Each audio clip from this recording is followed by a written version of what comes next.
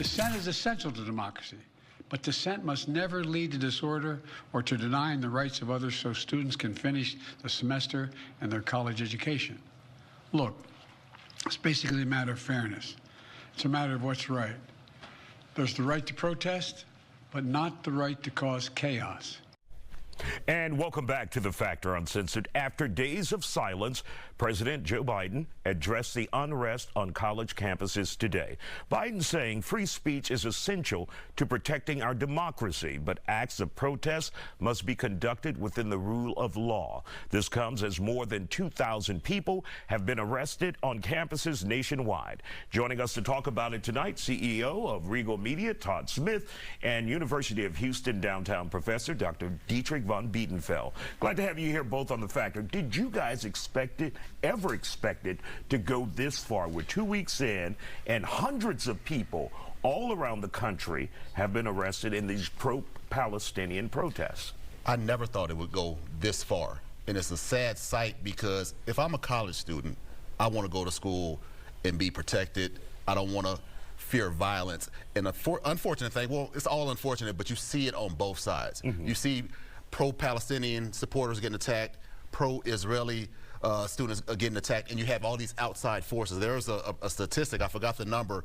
Many of these arrests that are being made at Columbia and other universities are from people outside of the campus. So just imagine somebody that's not affiliated with the school telling you you can't go to class, because I saw one Jewish brother stop from going to class, and he wasn't physically attacked, but that fear is there from so many people.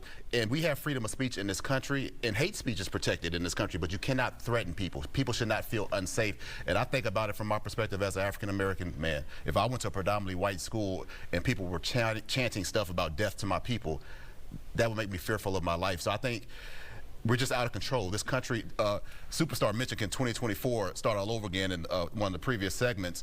We just have to take a chill pill and get back to common decency and common respect and love and try to understand one another. And when we do that, we can start making positive change, because there's no reason to protest if you're not going to make positive changes, just causing destruction. Dr. von Biedenfeld, we have been hearing that outside agitators have had a bigger role than the actual students. Are you buying that? Is that from one particular side trying to sway the American public, saying dark money and outside agitators, or is it reality?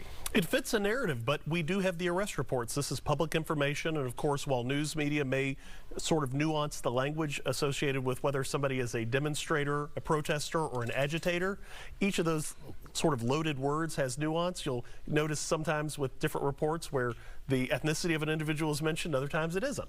So those sorts of things do pervade our reporting of these encounters, but the reality is that outside agitators are forming a pronounced aspect in this, and the cacophonous disproportionate aspect of this is really a bittersweet symphony built since 2017 when we had the reverse.